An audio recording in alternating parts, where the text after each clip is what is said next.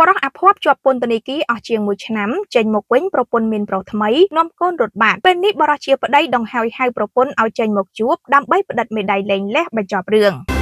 បរិះម្នាក់ធ្វើជាកម្មករដឹកសាច់គោឲ្យកងស៊ីកាប់គោមួយកន្លែងត្រូវបានថៅកែប្តឹងដាក់គុករយៈពេល1ឆ្នាំព្រោះតែម៉ូតូដែលថៅកែទិញឲ្យជិះត្រូវមិត្តភ័ក្តិបោកយកមកទៅបាត់ក៏ត្រូវបានថៅកែប្តឹងឲ្យឃាត់នៅឃុំខ្លួនក្នុងពន្ធនាគារអស់ជាង1ឆ្នាំពេលដែលចេញមកវិញប្រពន្ធប្រែប្រួលអស់មានប្រុសថ្មីព្រមទាំងនាំកូនចេញពីបន្ទប់ជួលកិច្ចបាត់អស់ទៀតទើបនៅវេលាព្រឹកថ្ងៃទី20ខែមីនាឆ្នាំ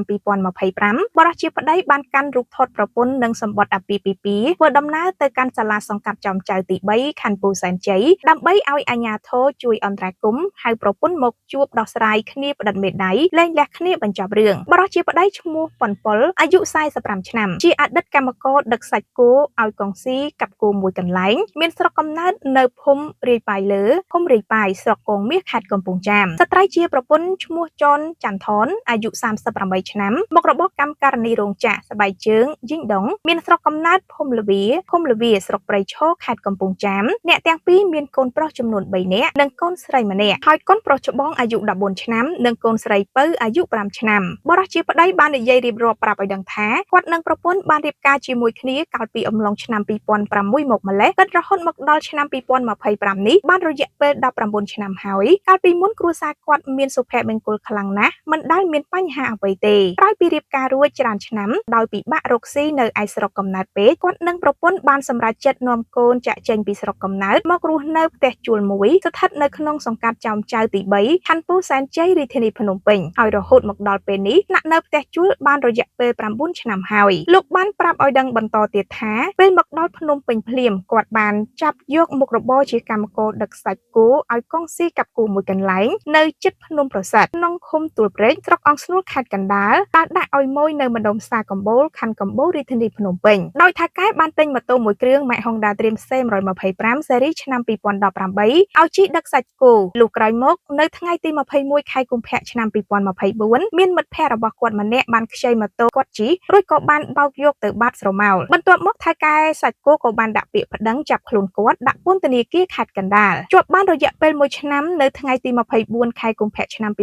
2025គាត់ត្រូវបានដោះលែងឲ្យចេញមានសេរីភាពឡើងវិញលុះក្រោយពេលដែលចេញបាន2ថ្ងៃគាត់បានសុំលុយប្រពន្ធចំនួន50,000រៀលដើម្បីទៅស្រុកកំណើតឲ្យឪពុកម្ដាយស្រោចទឹកឲ្យជ្រះចង្រៃបន្ទាប់មកបានត្រឡប់មករស់នៅជាមួយប្រពន្ធកូនវិញពេលនោះកូនគាត់ក៏បានប្រាប់ថាម៉ែមានប្រុសថ្មីទៀតយូរហើយពេលដែលឮកូនប្រាប់បែបនេះគាត់ក៏បានសួរនាំប្រពន្ធហើយប្រពន្ធក៏បានសារភាពថានាងពិតជាមានប្រុសថ្មីមែននិងមានរយៈពេល3ទៅ4ខែមកហើយបន្ទាប់មកគាត់ក៏សួរទៀតថាតើរវាងប្តីនិងប្រុសថ្មីនោះយកមួយណាបើយកគេយើងទៅផ្តិតមេដាយលែងលះគ្នានៅឯស្រុកកំណើតពេលនោះប្រពន្ធឆ្លើយថាយកប្តីប៉ុន្តែក្រោយមកប្រពន្ធនៅតែទៅរកជាមួយនឹងប្រុសថ្មីជាបន្តបន្ទាប់ចំណែកឯរូបគាត់ក្រោយពីចេញពីគុករស់នៅជាមួយប្រពន្ធនិងកូនបានត្រឹម12ថ្ងៃប៉ុណ្ណោះស្រាប់តែនៅវេលាម៉ោង1រសៀលនៅថ្ងៃទី8ខែមីនាឆ្នាំ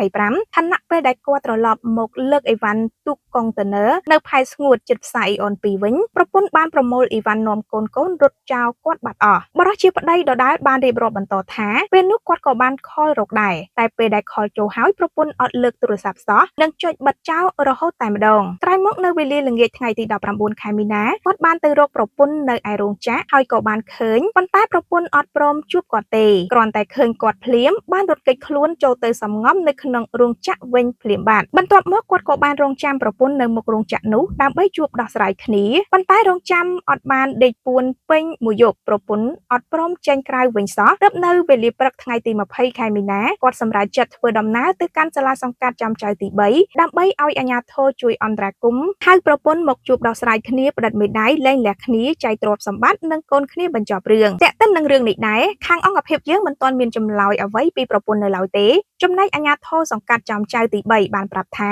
ដើម្បីត្រឹមត្រូវតាមផ្លូវច្បាប់អាជ្ញាធរសង្កាត់ចំចៅទី3មិនអាចដោះស្រាយឬក៏ឲ្យអ្នកទាំងពីរលែងលះគ្នាបានទេព្រោះប្តីប្រពន្ធខាងលើរៀបការនឹងចុះសម្បត្តិអាពាហ៍ពិពាហ៍គឺមានតែឡើងដល់តុលាការទេទើបអាចលែងគ្នាដាច់ស្រេចបាន